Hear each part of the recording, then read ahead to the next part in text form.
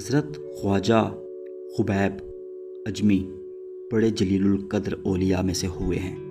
طریقت میں آپ حضرت خواجہ حسن بصری کے خلیفہ تھے۔ ابتدا میں بہت دولت مند تھے لیکن سود خور تھے۔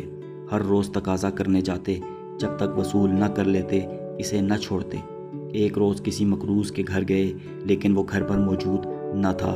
اس کی بیوی نے کہا اس کے پاس قرض ادا کرنے کے لیے رقم موجود نہیں ہے، البتہ بکری ذبح کی تھی، اس کی گردن موجود ہے جو ہم نے گھر پر پکانی ہے۔ لیکن آپ اس عورت سے بکری کا گوشت زبردستی لے آئے اور گھر پہنچ کر بیوی سے کہا کہ یہ سود میں ملی ہے، اسے پکا لو۔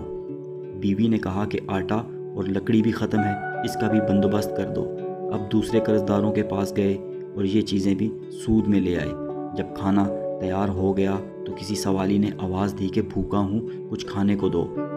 آپ نے اندر ہی سے اس سائل کو جھڑک دیا، سائل چلا گیا۔ جب آپ کی بیوی نے ہانڈی سے سالن نکالنا چاہا تو دیکھا کہ وہ خون ہی خون ہے۔ بیوی نے حیران ہو کر شوہر کی طرف دیکھا اور کہا کہ اپنی شرارتوں اور کنجوسی کا نتیجہ دیکھ لو۔ خواجہ خبیب اجمی نے یہ ماجرا دیکھا تو حیرت زدہ رہ گئے۔ اس واقعے نے آپ کی زندگی میں انقلاب برپا کر دیا۔ اسی وقت سابقہ بے روی سے توبہ کی۔ راستے میں بچے کھیل رہے تھے، انہوں نے خواجہ صاحب کو دیکھ کر چلانا شروع کر دیا، ہٹ جاؤ، خبیب سود خور آ رہا ہے، ہم پر اس کی گرد بھی پڑ گئی تو ہم بھی ایسے ہی ہو جائیں گے۔ یہ سنا تو تڑپ اٹھے، ندامت سے سر جھکا لیا اور کہنے لگے، اے رب، بچوں تک تو نے میرا حال ظاہر فرما دیا۔ خواجہ حسن بصری کی خدمت میں حاضر ہو کر توبہ کی، سب قرض داروں کا قرض معاف کر دیا، اپنا سارا مال و اسباب راہ خدا میں دے ڈالا، عبادت و ذکر الہی میں مصروف ہو گئے اور صائم الدہر اور قائم اللیل رہنے لگے۔ کچھ عرصے بعد ایک دن پھر انہیں لڑکوں کے پاس سے گزر ہوا تو انہوں نے آپس میں کہا، خاموش رہو، خبیب العابد جاتے ہیں۔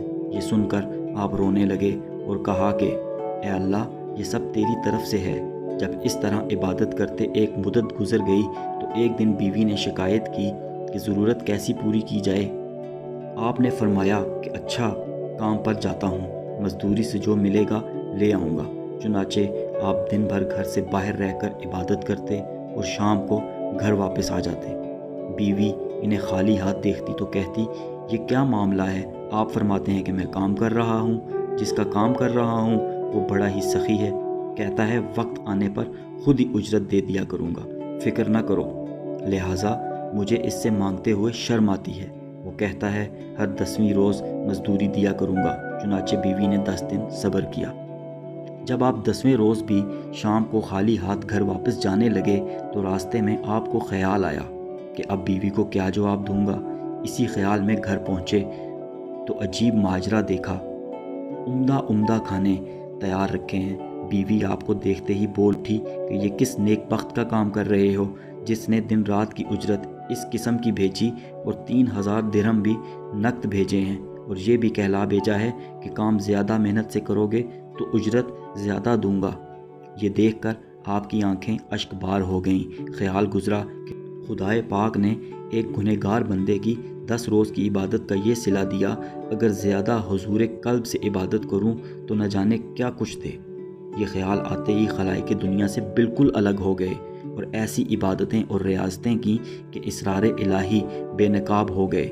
عنایت الہی کا نزول شروع ہو گیا اور آپ کو مستجاب الدعوات کا درجہ مل گیا۔ حاصل حقیقت یہ ہے کہ اللہ تعالیٰ کسی کی محنت کو رائیگان نہیں جانے دیتے۔ بے شک جو جتنی محنت کرے گا اس قدر وہ صلہ پائے گا۔ اس واقعے سے ہمیں یہ سبق ملتا ہے کہ ہم اپنے گناہوں سے سچی توبہ کر کے واپس لوٹیں گے تو اللہ تعالیٰ ضرور ہمیں قبول فرمائیں گے۔ اس لیے مایوس نہیں ہونا چاہیے بلکہ سچی توبہ کر لینی چاہیے، اس میں ہماری نجات ہے۔